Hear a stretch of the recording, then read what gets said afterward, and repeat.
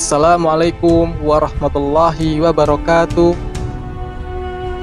Alhamdulillahilladzi kana bi'ibadihi khabiran basira. Tabarakalladzi ja'ala fis sama'i burujan wa ja'ala fiha sirajan wa qamaran munira. Asyhadu an la ilaha illallah wa asyhadu anna Muhammadan 'abduhu wa rasuluhu alladzi ba'atsahu bil haqqi basyiran wa nadhira. Da'iyan ilal haqqi bi idnihi wa sirajan munira. Allahumma salli alaihi wa ala alihi wa sahbihi wa sallim tasliman katsira. Amma ba'd. Ustaz, ustazah, ayah bunda dan anak-anakku yang dirahmati Allah.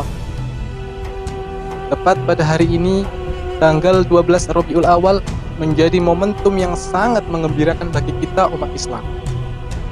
Karena pada hari ini menjadi waktu lahirnya junjungan besar baginda Muhammad sallallahu alaihi wasallam.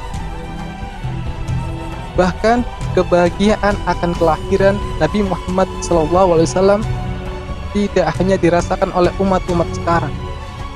Bahkan jauh umat-umat terdahulu pun sudah bergembira dengan kabar akan datangnya seorang Rasul yang terakhir. Ustaz, ustazah, ayah bunda, dan anak-anakku yang dirahmati Allah, kebahagiaan akan kelahiran Nabi Muhammad SAW sudah dirasakan oleh Nabi Isa alaihissalam, yang mana beliau hidup 600 tahun sebelum Nabi Muhammad SAW dilahirkan. Saat itu para pengikut Nabi Isa alaihissalam menduga bahwa Nabi terakhir yang dijelaskan di kitab-kitab samawi, di kitab-kitab terdahulu, ialah Nabi Isa alaihissalam, karena kesamaan dalam hal kelembutannya, kerendahan hatinya, dan kedekatannya dengan Allah Subhanahu wa Ta'ala. Namun Nabi Isa alaihissalam mengabarkan bahwa bukan dirinya lah Rasul yang terakhir, melainkan akan ada seorang Rasul yang terakhir, sebagaimana dalam Al-Quran surat As-Saff ayat 6. A'udzu billahi minasyaitonir rajim. Bismillahirrahmanirrahim. Wa idz qala Isa ibnu Maryam, ya bani Israila inni rasulullah ilaikum musaddiqan lima baina yadayya minat Taurah wa mubasysyiran bi rasulin ya'ti min ba'di ismihi Ahmad. Wa idz qala Isa ibnu Maryam, dan ketika Isa putra Maryam berkata, ya bani Israila inni rasulullah ilaikum, wahai bani Israel, sesungguhnya aku adalah utusan Allah kepada kalian, musaddiqan lima baina yadayya minat Taurah, yang membenarkan kitab-kitab terdahulu, yakni At-Taurat, wa mubasysyiran, dan memberi kabar gembira bi rasuli ya'ti min ba'di ismihi Ahmad, dengan seorang rasul yang datang setelahku bernama Ahmad. Ustaz, ustazah, ayah bunda, dan anak-anakku yang dirahmati Allah, ayat ini menjadi satu-satunya dalam Al-Quran yang menggunakan kalimat Ahmad untuk menyebut baginda Muhammad SAW. Hal ini menunjukkan bahwa Nabi Muhammad SAW lebih mulia dan lebih terpuji daripada Nabi Isa alaihissalam, sehingga menggunakan isim takdir dalam bahasa Arab. Ustaz, ustazah, ayah bunda, dan anak-anakku yang dirahmati Allah, Rasulullah SAW dilahirkan memiliki misi kehidupan sebagai rahmatan lil alamin. Beliau juga diutus untuk menjadi teladan nyata bagaimana seorang muslim menjalani perannya dalam mengarungi kehidupan di dunia dan menyiapkan bekal untuk kembali pada Allah Subhanahu wa Ta'ala. Sebagaimana dalam Al-Quran surat Al-Ahzab ayat 21. A'udzu billahi minasyaitonir rajim. Bismillahirrahmanirrahim. Laqad kana lakum fi rasulillahi uswatun hasanatun liman kana yarjullaha wal yawmal akhir wa dzakarallaha katsira. Sungguh telah ada suri teladan yang baik pada diri Rasulullah SAW ini bagi orang-orang yang mengharapkan rahmat dari Allah Subhanahu wa Ta'ala dan kedatangan hari kiamat dan banyak mengingat Allah. Begitu juga ketika Aisyah radhiyallahu anha ditanya tentang akhlak Nabi, beliau menjawab, karena khuluqun Nabi sallallahu alaihi wasallam Al-Qur'an. Sungguhnya akhlak Nabi sallallahu alaihi wasallam ialah Al-Qur'an. Ustaz, ustazah, ayah bunda, dan anak-anakku yang dirahmati Allah, Oleh karena itu, patutnya kita sebagai umat Rasulullah SAW meneladani beliau dalam berbagai aspek kehidupan. Salah satunya bagaimana Rasulullah SAW menjalani perannya sebagai seorang pendidik dan menghilangkan kejahiliahan, tidak hanya bagi bangsa, namun seluruh umat manusia. Sebuah hadis dari Jundub ibni Abdillah, Jundub ibni Abdillah qala, kunna ma'an Nabi sallallahu alaihi wasallam wa nahnu fityanun hazawir, fata'allamna al-iman qabla an nata'allama al-Qur'an, thumma ta'allamna al-Qur'an fazdadna bi imanan. Hadis dari Jundub ibni Abdillah. Saat itu kami bersama Rasulullah, dan saat itu kami masih anak-anak. Lalu kami belajar iman sebelum belajar Al-Quran. Kemudian setelah itu kami belajar Al-Quran, maka semakin bertambahlah keimanan kami. Di sini Rasulullah SAW menekankan pendidikan keimanan dan Al-Quran kepada para sahabat. Ustadz, ustadzah, ayah, bunda, dan anakku yang dirahmati Allah,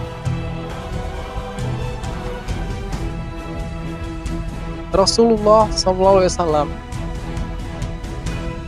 kadang-kadang timbul pertanyaan pada anak-anak kita, siapa pencipta langit dan bumi? Atau siapa pencipta matahari? Bagaimana pergantian siang dan malam? Pertanyaan-pertanyaan itu yang harusnya lebih kita perhatikan, karena hal itu dapat memunculkan keimanan anak-anak kita sebelum mereka memahami ilmu yang lain. Karena sesungguhnya Allah Subhanahu wa Ta'ala telah menanamkan iman di dalam hati anak-anak kita, bahkan di saat mereka masih sangat kecil, polos, dan tidak mengerti apa-apa. Ustadz, ustadzah, ayah, bunda, dan anak-anakku yang dirahmati Allah, selama 13 tahun Rasulullah SAW berdakwah di Mekah, beliau meneguhkan keimanan pada jiwa para sahabat melalui ayat-ayat Makkiyah yang menceritakan, menjelaskan tentang kenikmatan surga, siksaan neraka, alam kubur, hari kebangkitan, serta timbangan amal. Ketika para sahabat mendengar ayat innal ladzina amanu wa 'amilus shalihati yahdihim rabbuhum biimanihim tajri min tahtihimul anharu fi jannatin na'im, sesungguhnya orang-orang yang beriman dan mengerjakan kebajikan, niscaya akan kami beri petunjuk pada Rabb mereka karena keimanannya. Mereka masuk ke dalam surga yang penuh kenikmatan dan sungai-sungai yang mengalir di bawahnya.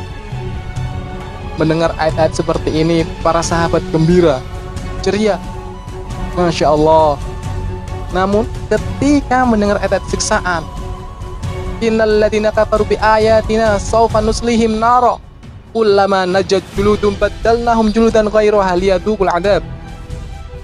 Innal ladzina kafaru bi ayatina, sesungguhnya orang-orang kafir, orang-orang yang mengingkari ayat kami, sawfa nuslihim nara, telah akan masukkan mereka ke dalam neraka.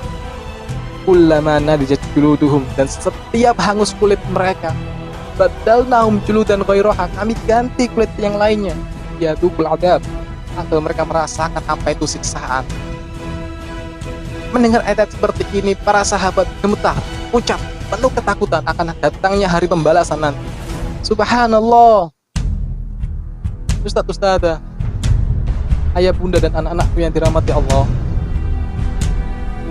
Rasulullah SAW mengisi seluruh waktu hidupnya untuk mengarahkan para sahabat kepada konsekuensi-konsekuensi keimanan, mengajarkan kepada para sahabat untuk komitmen menjalankan perintah, menjalankan pedoman hidup dari Allah Subhanahu wa Ta'ala. Beliau mengajarkan dan mencontohkan bagaimana setiap gerak, setiap detik kehidupan bersama perintah dan larangan dari Allah Subhanahu wa Ta'ala, sehingga lahirlah sebaik-baik generasi yang pernah tercipta di muka bumi, yang mampu mengemban tugas berat dan dibebankan pada mereka.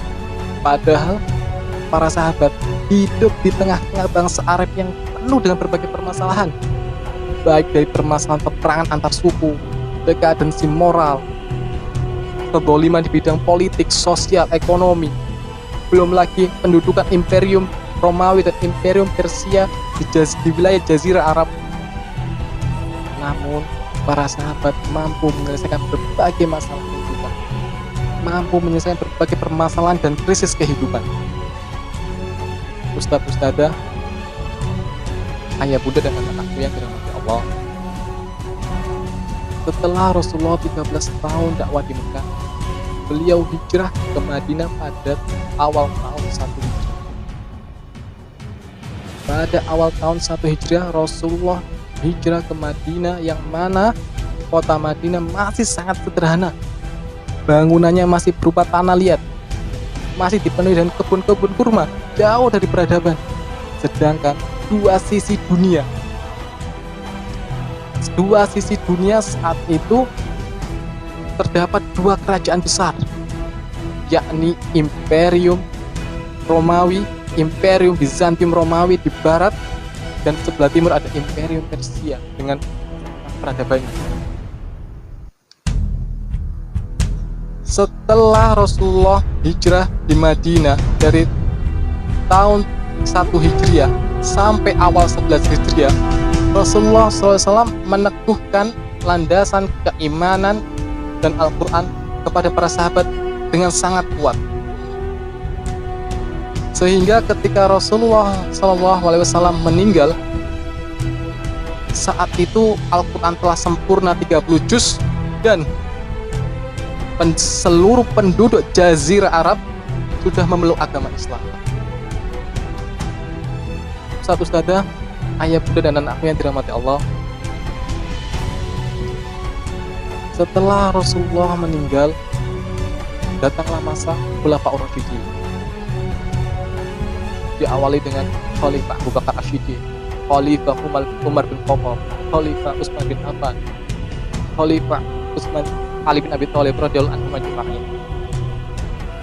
Pada masa Khalifah Abu Bakar Asy-Syiddiq pada tahun 11 Hijriah sampai 13 Hijriah, wilayah Islam sudah sampai ke wilayah Bahrain.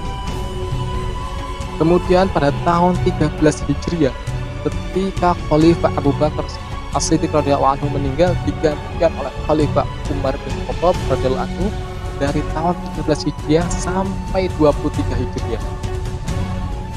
Dan pada tahun 15 Hijriah, wilayah kaum muslimin sudah sampai memasuki wilayah negeri Syam, wilayah perbatasan basis pertahanan Imperium Romawi, dengan diutusnya sahabat Abu Ubaidah bin Jarrah dan sahabat Khalid bin Walid radhiyallahu anhuma. Dan pada tahun 16 Hijriah, wilayah kaum muslimin sudah sampai membebaskan wilayah Imperium Persia dengan diutusnya sahabat Sa'ad bin Abi Waqqas radhiyallahu anhu. Dan pada tahun 20 Hijriah, wilayah kaum muslimin sudah berhasil membebaskan negeri Habasyah, negeri Afrika, dengan diutusnya sahabat Amr bin As radhiyallahu anhu. Dan nanti ketika wilayah kaum muslimin, kekuasaan wilayah kaum muslimin sudah sampai masuk ke negeri Andalusia. Ustadz-ustadzah, ayah bunda, anak-anak yang dirahmati Allah,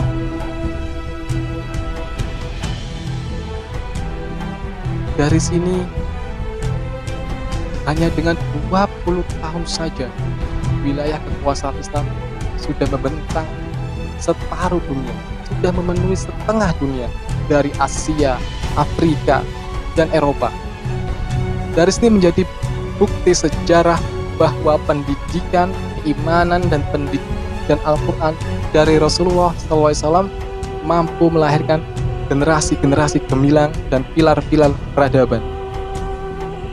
Lahirnya kota-kota seperti Damaskus yang menjadi pusat peradaban keilmuan, Cordoba, Grenada di Andalusia, Istanbul di Turki, Fustat di Mesir, menjadi saksi kejayaan peradaban Islam yang dibangun di atas keimanan pada Allah Subhanahu wa taala.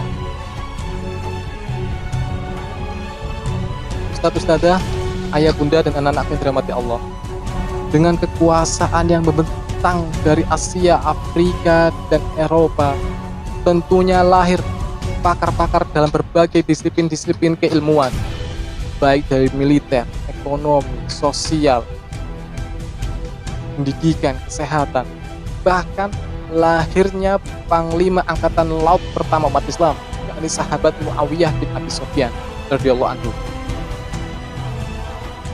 Padahal beliau bangsa Arab yang sangat tidak akrab dan sangat asing dengan dunia kemaritiman, dengan ilmu-ilmu kemaritiman. Dari sini menjadi bukti bahwa Al-Quran yang ialah sumber keilmuan tidak hanya bagi bangsa Arab namun bagi seluruh umat manusia. Betapa banyak ayat-ayat yang menjelaskan tentang air. Walladzi anzalna as-samaa'a ma', dialah Allah yang menurunkan air dari langit. Untuk ayat wal fulkil ladzii tajri fil bahr, dan kapal yang berlayar di laut-lautan. Sebuah negara peradaban bangsa Arab yang jauh dari dunia kemaritiman, hidup dengan gurun pasir namun mampu melahirkan laksamana laut pertama. Masya Allah, lahirnya cendekiawan muslim Jabir bin Hayyan, pakar fisika kimia, Ibnu Sina, pakar di dunia bidang kedokteran, Al-Khwarizmi, pakar di dunia matematika, geografi, dan astronomi, Ibnu Khaldun, pakar di dunia sejarah dan sosiologi. Menjadi bukti bahwa ketika dunia membutuhkan suatu keilmuan, suatu pakar, suatu disiplin ilmu yang perlu digeluti, umat Islam telah memiliki. Ustadz-ustadzah, ayah bunda dan anak yang terhormat, berikut ini sedikit torehan tinta emas akan saran, kemuliaan, dan keagungan Rasulullah Muhammad SAW yang bisa menjadi inspirasi tidak hanya bagi kehidupan umat Islam semata, namun bagi kehidupan seluruh umat manusia. Ustadz-ustadzah, ayah bunda dan anak yang dirahmati Allah, cukup sekian dari saya. Jika ada salah-salah kata, saya mohon maaf. Akhirul kalam, wabillahi taufiq wal hidayah. Wassalamualaikum warahmatullahi wabarakatuh.